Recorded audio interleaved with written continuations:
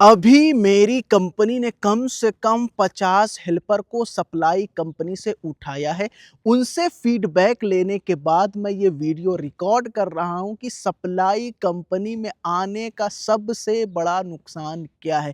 आप लोगों से रिक्वेस्ट है भाई कि इस वीडियो को ज़्यादा से ज़्यादा शेयर करें ताकि जो लोग पहली बार सऊदी या दुबई आ रहे हैं, उनको सही जानकारी मिल सके। क्योंकि जिनसे मैंने फीडबैक लिया है, ज़्यादातर उसमें से यूपी के हैं, कुछ बिहार के। उन्होंने बताया कि भाई एजेंट ने कंपनी का वीज़ा बताकर 1,30,000 1,20,000 लिया, मेडिकल वगैरह का खर्चा अलग, यानी अराउंड 1.5 लाख रुपया खर्च हुआ और जब सऊदी आए तो पता चला कि भैया सप्लाई कंपनी है।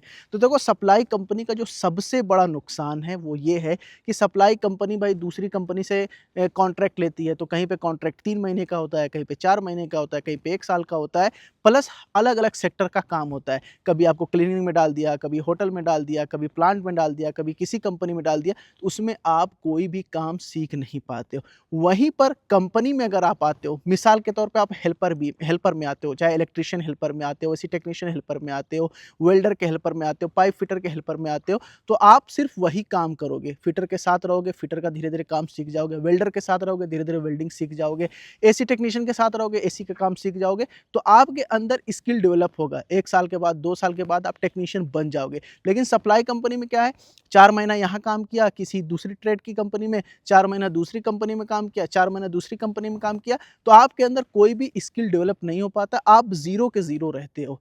प्लस सप्लाई कंपनी में काम नहीं होगा तो आपको सैलरी रोक देंगे, 1 दिन छुट्टी मारोगे, 2-2 दिन की सैलरी काट देते हैं। इस तरह की चीज़ें होती है भाई सप्लाई कंपनी में। तो अगर आप आ रहे हो तो भैया पहले कन्फर्म कर लो सप्लाई कंपनी है या कंपनी का वीज़ा, क्योंकि एजेंट लोग बहुत झूठ बोलते हैं भाई। मिलते हैं नेक्स्ट वीडियो में।